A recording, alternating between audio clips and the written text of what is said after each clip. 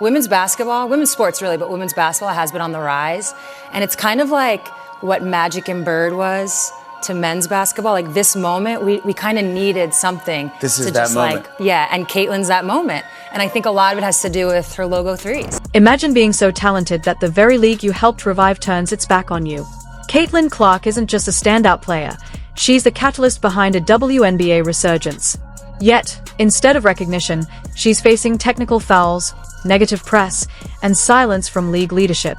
Now, legend Sue Bird is speaking out and exposing the truth. You'll want to hear what she's revealed.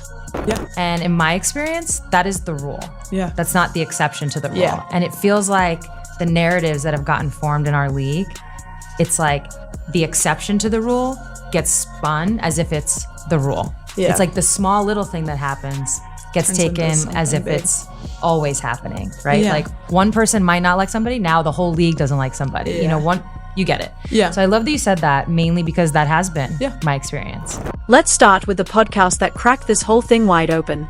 Sue Bird, four-time WNBA champion, Olympic gold medalist, and straight-up icon, dropped a bombshell on her Bird's Eye View podcast. And it wasn't just about Caitlin Clark setting records or bringing millions of new fans to the WNBA. No, Sue took it deeper and darker. She revealed something troubling. WNBA PR teams were allegedly working behind the scenes to downplay Clark's rise.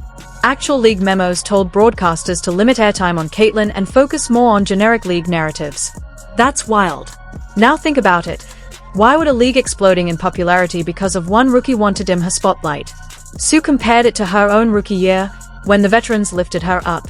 You could hear the disappointment in her voice, not bitterness, just real frustration. And when someone like Sue Bird speaks up, you know it's serious.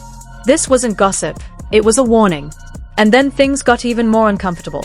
Sue described a behind-closed-doors WNBA meeting where a top executive allegedly asked, "Can we use the race angle to boost mid-season ratings?" That's not just tone-deaf. That's dangerous. Instead of letting Caitlin Clark and Angel Reese shine for their skills, the league reportedly tried to engineer a narrative, black versus white, grit versus grace. It wasn't subtle, either. One leaked memo was reportedly titled Racial Arc Storyline Tactics, with ideas like split-screen graphics of Clark and Reese labeled with phrases like ice versus grit. Please don't forget to like the video and subscribe my channel for more awesome content. Thanks. It was less about celebrating talent and more about exploiting identity. The players didn't ask for any of this. Reese even posted, "I'm here to play basketball, not be a prop in a racial narrative." Clark said the same thing, "We're athletes first." This wasn't empowerment. It was manipulation. And it showed. Fans got frustrated. Players got uncomfortable. And the media? They ran with it anyway. So, who actually benefits from this drama? Because it clearly wasn't the athletes. Let's talk about the techs. On May 18th, Caitlin Clark got hit with a technical foul for tapping the backboard in frustration. No yelling, no theatrics, just a light slap. Compare that to Diana Taurasi, who screamed at a ref and threw her warm-up jacket, and still stayed in the game. No tech. Just a warning. What are we doing here? Social media lit up with side-by-side clips showing the double standard. Then came more leaks. A memo from May 10th reportedly told refs to keep a close eye on rookies, especially Clark, for unsportsmanlike conduct. Translation? Call it tighter. Ref her harder. She's 22 years old, shouldering the weight of a league. And every time she shows emotion? Whistle. Text it down. That's not accountability. That's targeting. And if this is happening to Caitlin Clark, with all her visibility and media backing, what's happening to other rookies flying under the radar? Who's really calling the shots here? And why are they so afraid of letting a young player shine? Here's what we do know. Caitlin Clark has fans everywhere. Packed arenas. Number 22 jerseys flying off shelves. Kids skipping school just to watch her play. So ask yourself, is the WNBA embracing its moment, or trying to control it? She brought something the league hadn't seen in years, new energy, new fans, and serious money. And how did the WNBA respond? Instead of celebrating her impact, they turned around and labeled her supporters toxic. Sure, some online trolls cross the line, that happens in every sport. But instead of addressing real issues like racism and hate speech, the league's response was to tell players, stay off social media. That's not leadership. That's deflection. Sue Bird and Megan Rapinoe weren't having it. On their podcast, Rapinoe said, "You can't wish racism away. You have to confront it." Bird added, "The WNBA has always been about community, so why are we ghosting that community now?" And through all the noise, Caitlin Clark stayed focused, signing autographs, showing up for fans, staying out of drama. So here's the real question. When did fan enthusiasm become a problem? Now let's talk about the money. On April 20th, the WNBA locked in a massive 10-year, $2 billion media deal with ESPN and Amazon, nearly triple their previous agreement. And it's no mystery why. Caitlin Clark. She's the reason ratings are up 240%. The reason ticket sales skyrocketed 85%.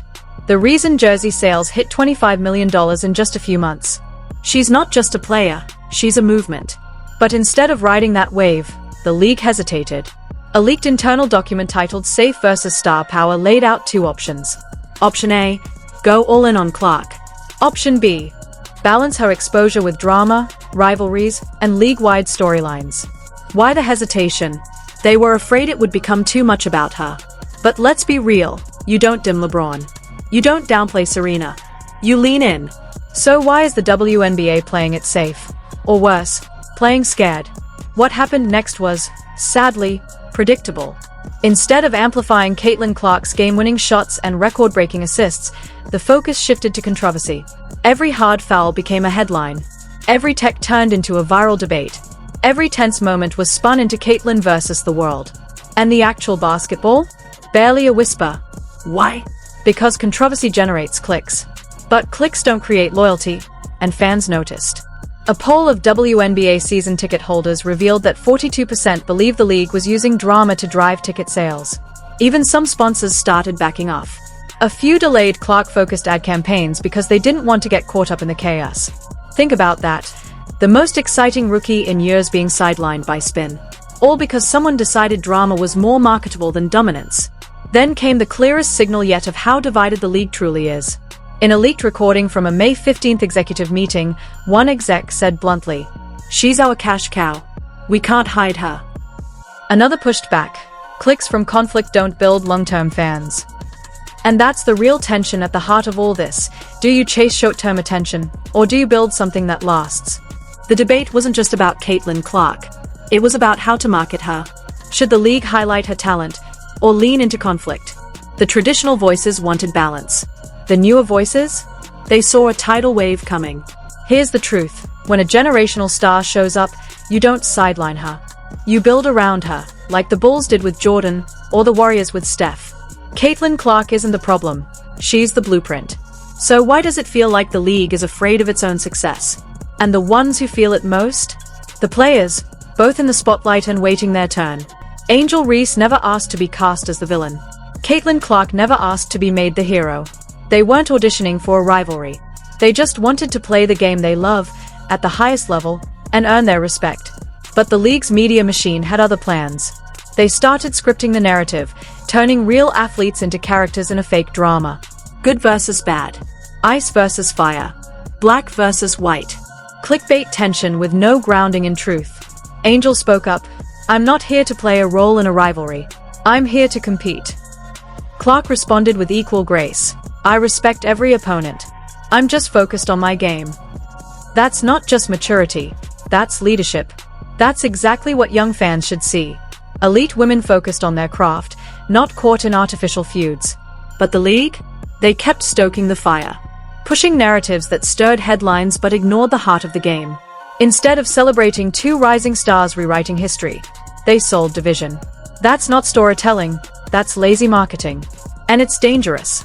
It reduces players to plot devices. Heroes, villains, side characters, when they are actually just incredible athletes chasing greatness. A league built to empower women shouldn't be scripting their roles like it's a reality show. It should be lifting them up for who they are, and what they do on the court. Now bring it full circle. Sue Bird didn't have to speak up. She's done it all, championships, gold medals, a lasting legacy. She owed nothing to anyone. But when she saw what was happening to Caitlin Clark, the criticism, the censorship, the exploitation, she couldn't stay silent. Because this wasn't just about one rookie anymore. It was about the entire direction of the league. About who's given the spotlight, and who's told to stay quiet. Her podcast lit the match. She didn't just vent. She exposed the truth, the memos, the bias, the internal politics. She revealed who was making the calls behind the curtain. She reminded everyone that staying silent is choosing the status quo. And most importantly, she reminded us what the WNBA should be. A league that empowers women, builds community, celebrates greatness. Sue's voice didn't just carry weight. It validated what so many fans had already felt but couldn't prove. That Caitlin Clark isn't just good, she's game-changing. And the league has been tiptoeing around her brilliance when they should have been building a platform under her. You don't suppress once-in-a-generation talent. You rise with it. So now we ask the real question. What kind of league do we want? One that hides its brightest stars to keep things quiet, or one that embraces them, lifts them up, and dares to grow? Caitlin Clark isn't asking for favors, just fairness. To be celebrated for what she does, not who some people claim she represents. It's time for the league to choose.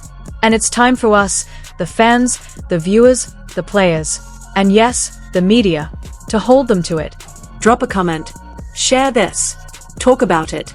Because this is bigger than basketball. This is about truth. About respect. About building the WNBA into what we all know it can be.